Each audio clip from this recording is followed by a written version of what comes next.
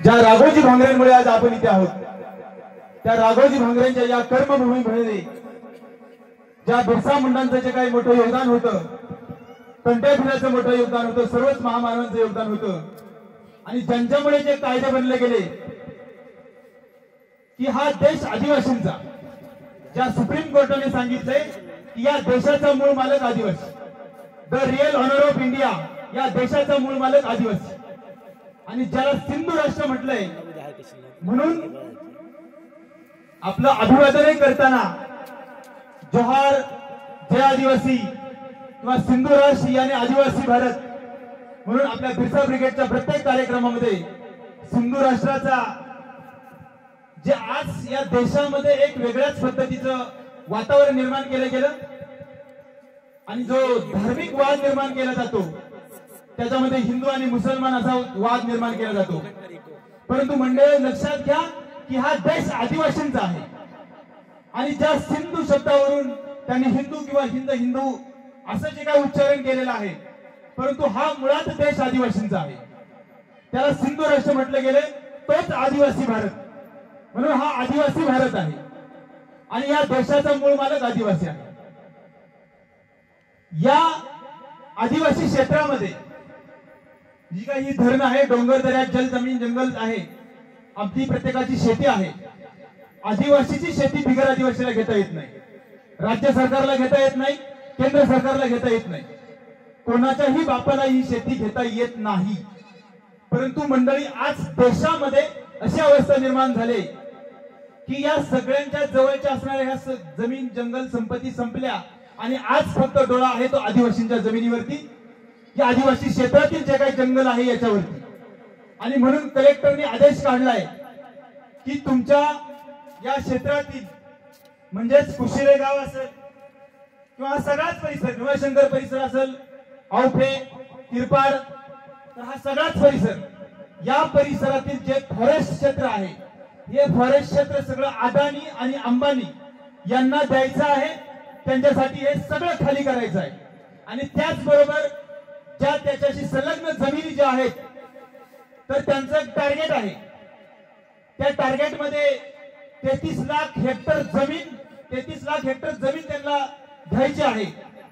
आणि मुळात जो काही कायदा आडवा येतो तो तुमचा कायदा आडवा येतो, जो आदिवासींचा कायदा आहे, ज्याला आपण 5वी अनुसूची म्हणतो, अनुच्छेद 244, आणि त्या 5वी अनुसूची मधला अर्धा भाग, 50-60 भाग जो काही आज त्यांनी एक वेगळा कायदा केला आणि त्याची अंमलबजावणी केली गेली 96 साली, त्या कायद्याला पेसा कायदा म्हणतात, आणि हा पेसा कायदा लागू आहे इथे। या पेसा कायद्याअंतर्गत, या 5व्या अनुसूची अंतर्गत आम्हाला जे काही अधिकार आहेत तेच आम्हाला अजून माहित नाही। लक्षात घ्या की या जमिनीवरचा एक दगडाचा तुकडा सुद्धा उचलणं, इथून उचलायची कोणाची हिंमत नाही कायदेशीर। या आदिवासी क्षेत्रामधील आपली माती असेल, दगड असेल, इथून उचलून कोणालाही न्यायचा अधिकार नाही। हे जे काही फॉरेस्ट आहे, हे जे काही जंगल आहे, तुमच्या कुशिरे गावच्या हद्दीमध्ये जेवढं फॉरेस्ट येते त्याच्यावरती पूर्णपणे अधिकार तुमच्या ग्रामसभेचा आहे। ती ग्रामसभा म्हणजे तुमची पारंपरिक ग्रामसभा, सरपंच आणि 7 सदस्यावाले ग्रामसभा नाही। तुम्ही आज बसलेले सगळे मंडळी आहेत गावातील, इथे सगळे तुमचे 5 पंच असतील, सगळा गाव असेल, पोलीस पाटील असतील, सरपंच असतील, आणि सगळे मिळून एकत्रित ज्यावेळी तुम्ही ती ग्रामसभा घेता त्याला पहिली जात पंचायत म्हणायची, ती आपली जमात पंचायत महादेव कोळ्यांची, ती प्रत्येक गावामध्ये असायची। ते 5 पंच असायचे, त्या ठिकाणी सगळा न्याय निवाडा व्हायचा, आणि तीच ग्रामसभा आज पेसाच्या रूपाने 5व्या अनुसूची अंमलबजावणी झाली नाही, म्हणून तुम्हाला कायदेशीर पेसामधून ती ग्रामसभा घ्यायला सांगितली, आणि त्या ग्रामसभेमध्ये तुम्ही जो निर्णय घ्याल तो ना लोकसभा ना विधानसभा, सबसे उच्च ग्रामसभा, सगळ्यात जास्त अधिकार आपल्या ग्रामसभेला दिलेले आहेत। म्हणून तुम्हाला म्हणलं की हे जे फॉरेस्ट क्षेत्र जेवढं आहे त्या फॉरेस्ट क्षेत्रावरती पूर्णपणे अधिकार हा तुमचा आहे, त्या वन खात्याचा नाही। त्या वन खात्यावरती जी काही राखण करायला जे आहेत ती वन खात्याचे फक्त शिपाई लोक, वन खात्याचे लोक ते रक्षण करण्यासाठी आहेत। त्यांना हात लावण्याचा, ते तोडण्याचा, काही करण्याचा अधिकार नाही. हा सगळा अधिकार तुम्हाला आहे. म्हणून आपल्या क्षेत्रातील जमीन कोणालाही विकता येत नाही. आता तुम्ही जरी म्हणायला लागले का बाबा आदिवासी मध्ये दोन्ही आदिवासी असतील त्या ठिकाणी जमीन विकता येते, परंतु बिगर आदिवासी व्यक्ती आला आणि तुम्ही जर त्याला ती जमीन विकायला लागले, आजपर्यंत विकता येत नव्हती, राज्य शासनाने परत एक आदेश काढायला लागलेत की तुमची जमीन आता कोणाला पण घेता येणार. म्हणजे ज्या आमच्या राघोजी भांगरेने, तंट्या भिलाने, होनाजी केंगले या सगळ्याच क्रांतिकारकांनी आमच्यासाठी बलिदान दिलं, ज्यांनी रक्त सांडवलं, फासावरती गेले आणि हे कायदे बनले गेले, म्हणून आज आम्ही इथे शिल्लक आहोत. परंतु हे सरकारने एक कायदा एक आणण्याचा आता बिल येणार आहे की तुमच्या जमिनी आता कोणालाही घेता येणार. परंतु लक्षात घ्या की जरी आपल्यातला एखादा माणूस म्हणायला लागला का मी माझी जमीन आहे बा, मी माझ्या पद्धतीने मी काही करील, कोणाला ऐकील, दुसरा एखादा माणूस आला तर लक्षात घ्या ती जमीन त्या एकट्याला विकता येत नाही. तुमच्या कायद्यामध्ये तुमची ग्रामसभा ज्यावेळी त्याला परमिशन देईल तेव्हाच ती जमीन विकता येते. बिगर आदिवासीला जमीन अजिबात बिलकुल विकता येत नाही. फक्त आदिवासी असतील तर तुम्ही तर तो व्यवहार करू शकता. म्हणजे ते आमचे कायदे आपण समजून घेतले पाहिजेत. तुम्ही जी काय आपली देवपारत राहायची, देवपारतीला सगळी मंडळी जायची बा त्या डुकराची शिकार करायला जायची, आणि ती डुकराची शिकार करायला गेले तुम्ही का, ती आमचा एक सांस्कृतिक विधी आहे, तो आमचा एक धार्मिक विधी आहे, आमच्या आदिवासी संस्कृतीचा पारंपरिक विधी आहे. त्याच्यामध्ये कोणालाही हस्तक्षेप करण्याचा अधिकार नाही. इथे ती तुमची देवपारत जरी कलेक्टरनी अडवली तरी त्या कलेक्टरवरती देशद्रोहाचा गुन्हा दाखल करण्याची पावर तुमच्यामध्ये आहे. हे आम्हाला आमचे कायदे माहिती असले पाहिजेत. आम्ही जातो भिवून आपल्याला नेतील पकडून शिपाई लोक येतील आपल्या घरी कोयता आहे गावाला आणि बाल आहे सापडले काही जरी गावाला तरी आपल्या नेतील बाजून. त्या 7-8 वर्षापूर्वी झाला होता त्या पेपर गण्याचा, त्यांच्या गणेशा वाघुरी त्या सापडला, शिकार काय नव्हती. पण आम्हाला हा कायदाच माहिती नाही तर तुम्ही त्या शिपाई पोलिसांकडे बोलणार काय. अरे आम्हाला आमच्या जवळ सतत आमच्या आदिवासी क्षेत्रामध्ये सतत आम्ही भाला, हडबा, कोयता आमच्या जवळ ठेवण्याचा आम्हाला कायदेशीर अधिकार आहे. त्या राज्यघटनेमध्ये अधिकार आहे. हे आम्हाला कधी कळायचा. ज्या शिबू सोरेन आपल्या देशातील सगळ्यात मोठे नेते, आता सध्या झारखंडचे मुख्यमंत्री आहेत हेमंत सोरेन, त्यांचा बाप शिबू सोरेनने सांगितलं होतं देशभरातल्या सगळ्या आदिवासींनी तीरकामटे सतत घेऊन फिरा, भाले तलवारी सतत घेऊन फिरा. जशी शीख लोकांना त्यांच्या पगडीमध्ये चाकू ठेवायची परमिशन दिली सरकारने. शीख लोकांची पगडी राहते, त्या पगडीमध्ये सतत चाकू असतो, माहितीये का तुम्हाला. तो कसा काय त्यांना अधिकार, ते तर सगळ्या क्षेत्रामध्ये. मग आम्ही तर आमच्या शेड्यूल एरियात म्हणतोय, म्हणजे जे काय आमची 5वी अनुसूचित पेसा क्षेत्र जिथून चालू होते सगळ्यांना माहिती असलं पाहिजे. तुमचं आंबेगाव मधलं पेसा कुठून चालू होते, शिनोली पासून. शिनोली पासून जिथून आदिवासी क्षेत्र चालू होते, पेसा क्षेत्र चालू होते, तिथे सगळे आमचे अधिकार वेगळे आहेत. देशातला कोणताही माणूस असू द्या त्याला राज्यघटनेने 6 मौलिक अधिकार दिले. कुठेही देशात फिरण्याचा अधिकार, भाषण करण्याचा अधिकार, धर्माचा प्रचार प्रसार करण्याचा अधिकार, कुठेही राहता येऊ शकते, जमीन घेऊ येऊ शकते, भाषण करतो, काही करतो. असे 6 मूलभूत अधिकार दिलेले आहेत. ते 6 मूलभूत अधिकार आपल्या आदिवासी क्षेत्रात त्यांचे चालत नाहीत.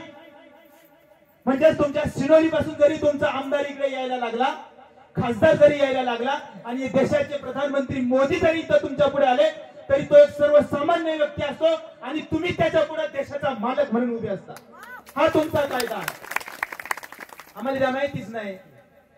हा 5वी अनुसूची कायद्यामध्ये आहे, हे राज्यघटनेमध्ये आहे. मनाचं सांगत नाही किंवा तुमच्या मनाचं सांगत नाही. ह्या राज्यघटनेमध्ये आहे, ह्या 5वी अनुसूचीमध्ये आहे. पण हे आजवर आम्हाला कळालंच नाही. म्हणून यांनी मग तो पेसा कायदा आणला आणि पेसा कायद्यामधून यातला व्हायचा कमी करून टाकले तुमचे अधिकार. म्हणजे ही जमीन माझ्या बापाची, तुमची आपली प्रत्येकाची.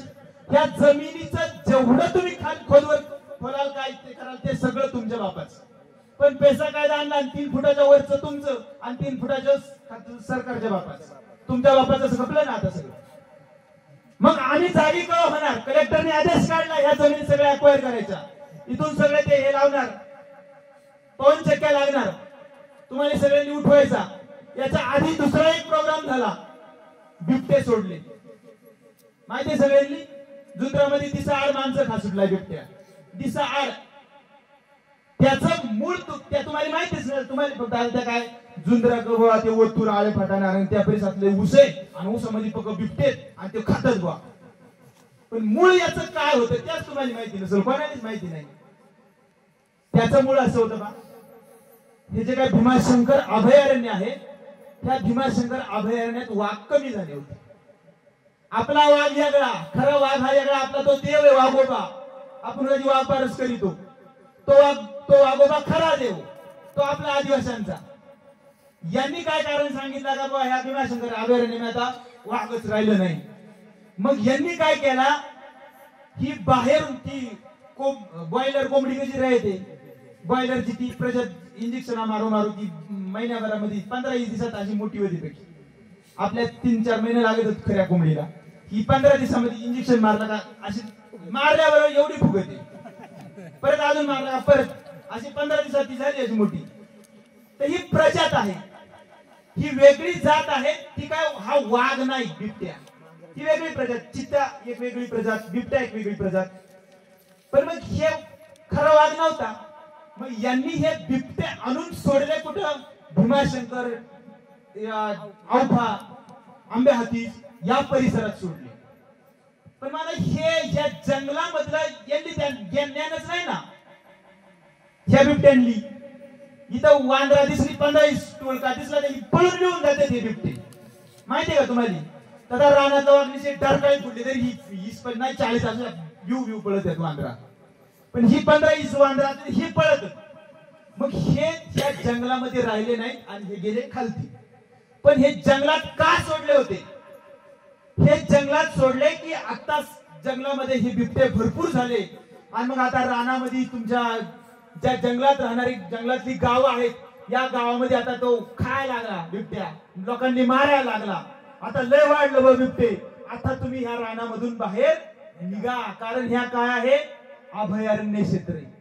हे राखीव क्षेत्र, हे तुमच्यासाठी राखीव नाही. हे कोणासाठी राखीव आहे, प्राण्यांसाठी, वाघासाठी, शेकरू प्राण्यासाठी, किंवा जे काही रानातले जंगलातले प्राणी आहेत यांच्यासाठी ह्या अभयारण्य राखीव आहे, तुमच्या करता त्या नाही. मग याच्या आधी त्या नोटिसा दिल्या होत्या, तुम्हाला सगळ्यांनी माहिती. सगळ्या गावोगाव नोटीस दिल्या होत्या का बा ही गाव आता खाली करा. तुमचा गाव होता ना, बरोबर आहे का, सगळी गाव होती. ही गावा खाली करा. किती वर्ष, आता 3-4 वर्ष झाली, 4-5 वर्ष. ते आपण तिरपाडीमध्ये मिटिंग घेतली होती बघा, सगळ्या गावची लोक बोलावली, मग ठराव घ्यायला लावले आपण, ग्रामसभाचे ठराव घेतले, मग ते मुंबईला पाठवले.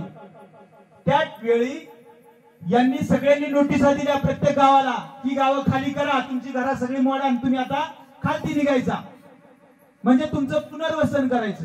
याच्या आधी काही लोकांनी फसवलं होतं आपल्याला. उठवा, आम्हीच आमच्या हाताने लिहून दिला, आम्हाला इथून उठवा. आणि मग जाऊ परत आपण ते बिरसा ब्रिगेडच्या माध्यमातून ते ठराव घेतले, आदिवासी विचार मंचाच्या माध्यमातून. आणि मग त्याच्यावेळी ठराव सगळे ग्रामसभांचे ठराव झाले. म्हणून तुम्हाला म्हणलं की ग्रामसभांना विशेष अधिकार आहे, त्यांच्या बापाला तो हात लावता आला नाही. ते परत आपण ठराव घेतले दुरुस्त करून, काही आम्हाला मान्य नाही म्हणून आपली गावं आहेत. पण यांचा जो उद्देश होता की इथं बिबटे सोडायचे आणि बिबटे इथं जास्त झाले की हे मानव विरहित अभयारण्य क्षेत्र करायचं. मग इथं माणसं आता या बिबट्यांचा धोका आहे, ही सगळी आदिवासी गावं उठवायची आणि मग ती खालती त्यांचं पुनर्वसन करायचं. मग हे सगळं जंगल, ही सगळं फॉरेस्ट, ही सगळी तुमची गावची जमीन, ह्या सगळा अभयारण्याच्या नावाने राहील. आणि हे अभयारण्याच्या नावाने राहिलेली जमीन ही सरकारला, अदानी, अंबानी आणि उद्योगपतीला द्यायला हे सगळं सरकार मोकळं. यांना खराब प्राण्यांचा बिऱ्यांचा काही देणा घेणा नव्हता. त्याचा उद्देश हा होता बिबट्या सोडायचा. पण हे बिबट्यांनीच त्यांचा उद्देश पूर्ण करू दिला नाही. बिबटे कुठे पळाले, खालती, आणि लागले खालती तिकडेच लोकांनी खायला. ते खाया कुठे सोडले होते, तुम्हाला खायला इकडे वरती मावळात. पण त्या चुकला, त्यांनी चुकून टाकलं यांचा गणित. म्हणून मग आता त्या जमला नाही, म्हणून आता परत दुसरा आदेश काढलाय का आता ह्या जमिनी परत हे करा. त्याच्यावर एक कायदा बनवायचा की आता ती कोणाला जमीन घेता येईल. म्हणून हे लक्षात घ्या की हे जर टिकवायचं असेल तर तुम्ही आदिवासी पहिले आहेत हे तुम्हाला सिद्ध करावं लागेल. जर तुम्ही या आदिवासी असाल तरच तुम्हाला आदिवासींचे कायदे लागू. तुम्ही खरे आदिवासी असाल तरच तुम्हाला ताडपत्र्या भेटतील. आम्हाला जास्त माहिती नसतं, एवढंच माहिती राहतात ताडपत्र्या बिडपत्र्या ह्या त्या काही काही पाईप दीप काही बारखाल्या योजना राहतात तेवढेच माहिती राहतात. पण ही जल जमीन जंगल या देशातले सगळे कायदे अधिकार आमचे आहेत आणि त्या कायद्यांचा वापर आम्ही केला पाहिजे. आजपर्यंत ह्या झाला नाही ते आज इथून पुढे झालं पाहिजे. जे मगाशी त्यांनी वक्त्यांनी सांगितलं की ही धरणं सगळी झाली त्या काळामध्ये, त्या काळी आमच्या लोकांनी लिहिता वाचता येत नव्हता, शिकली सवारली नव्हती, कायदा कानून माहिती नव्हतं. इथं आज धरण करून दाखवा म्हणा. आज आमची ही पिढी जागृत झाले. आज आमच्या त्या बारीक पोरांनी भाषण केला. आज कायदे आम्हाला माहिती झाले, शिकली सवारली, आज सगळा कळायला लागलाय. आज धरण करून दाखवा, आज होणार नाही. म्हणजे त्या काळात झालं सगळं आदिवासी संपून गेलाय. आता तुम्ही नावाला शिल्लक राहिलेत. तुम्ही आदिवासी स्वतः सांगत नाही.